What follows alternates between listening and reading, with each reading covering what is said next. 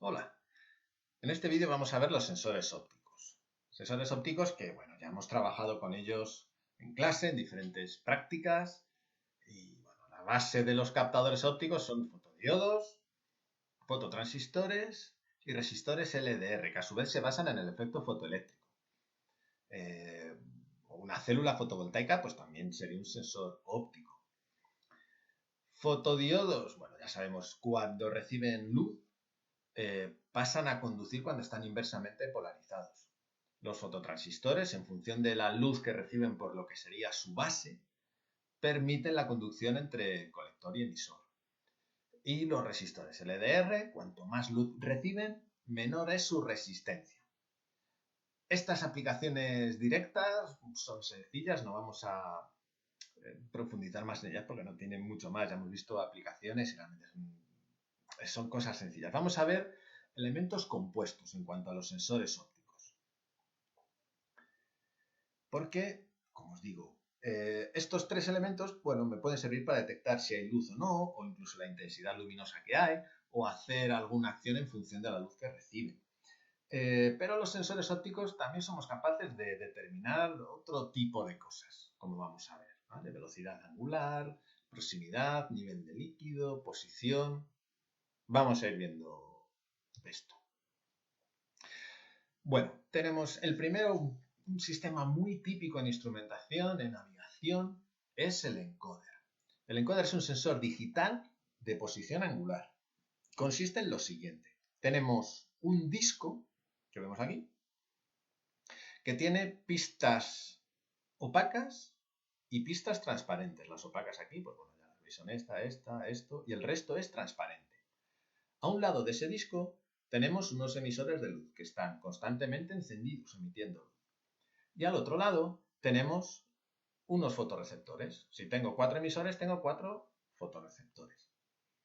En función de la posición del disco, recibirán luz unos sí y otros no. Por ejemplo, en esta posición en la que está el disco, aquí esto es opaco. Esta es opaca y esta es opaca. Así que solo este emisor consigue que la luz que emite atraviese el disco codificado y llegue al fotorreceptor. Este fotorreceptor puede ser, pues eso, un fotodiodo, o, por ejemplo. Entonces, este va a dejar pasar la corriente que pasa por él, pero los otros, como no reciben luz, no van a dejar pasar la corriente. Así que el que deja pasar corriente, tendremos un 1. Recordar, electrónica digital. Y los que no dejan pasar la corriente tendrán un 0, si es que tenemos una lógica positiva, que decimos, en donde el nivel alto, donde hay tensión se corresponde con un 1 y donde no hay tensión se corresponde con un 0. De tal manera que, ¿qué vamos a tener? Pues una posición angular en función de lo que gire el disco, de la posición en la que esté, tendremos aquí un dígito, un número. Así que ya hemos transformado este giro en un número binario que es comprensible por una computadora. Así que bueno, este es un elemento muy habitual, sobre todo en instrumentación, a la hora de convertir señales que son analógicas en digitales. Por ejemplo, puede ser un sensor de ángulo de ataque o el mismo instrumento en anemómetros y demás. Hay distintos sistemas que llevan encoder. Anemómetros, altímetros, por ejemplo. Bueno, otro sensor óptico son los fototacómetros. Aquí lo que tenemos es un eje giratorio. Esto está girando, dando vueltas todo el rato. En este disco que está girando vamos a poner una banda reflectante. Y vamos a tener a cierta distancia, cerca va a estar, un emisor de luz y un receptor de luz.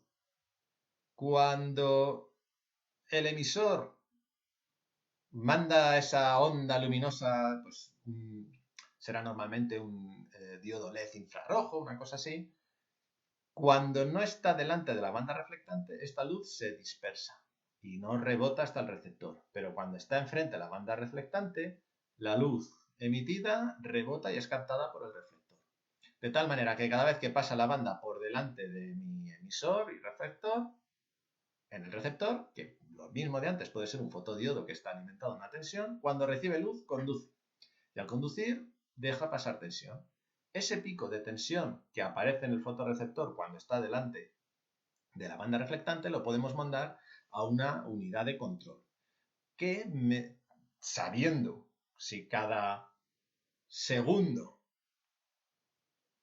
está pasando la banda reflectante por enfrente del receptor, eso quiere decir que vamos a ¿qué? A 60 revoluciones por minuto, ¿no? Si tarda un segundo en pasar una vez y otra vez, es que vamos a 60 revoluciones por minuto. Así que bueno, de esta manera tendríamos nuestro fototacómetro. Es un detector de revoluciones cada vez más habitual.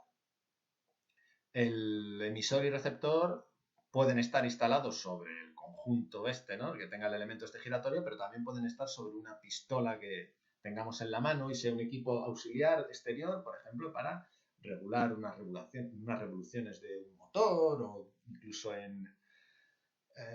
cuando queremos equilibrar una hélice, por ejemplo. Es un elemento habitual, este fototacómetro. ¿De acuerdo? Cada vez que pasa por delante rebota, medimos el tiempo que tarda en dar una vuelta y de esa manera sabemos las revoluciones en las que está girando nuestro eje. Y otro sensor también habitual y que también estudiamos en su día son los detectores típicos de humo. Normalmente de haz reflejado, como este que tenemos aquí. Tenemos nuestra cápsula en donde va a entrar el humo, si lo hay, va a tener un agujerito por donde va a entrar el humo, y tenemos un emisor de luz. Normalmente va a ser un LED infrarrojo.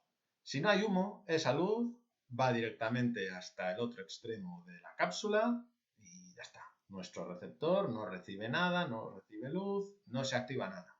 Pero cuando entra humo en esa cápsula, la luz emitida se refleja y refracta y demás, se desvía, de tal manera que parte de esa luz va a ser captada por nuestro fotodetector, nuestro fotorreceptor. Una célula fotovoltaica me puede generar una onda de tensión que me active una alarma.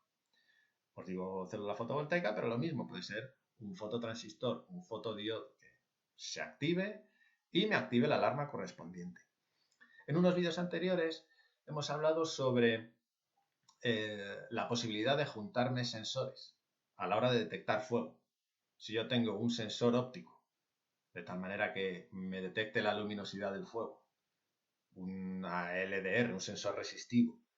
Si tengo una NTC que me detecte temperatura y tengo un sensor que me detecta humo, pues si tengo luz, tengo alta temperatura y tengo humo, pues es que vamos a tener fuego.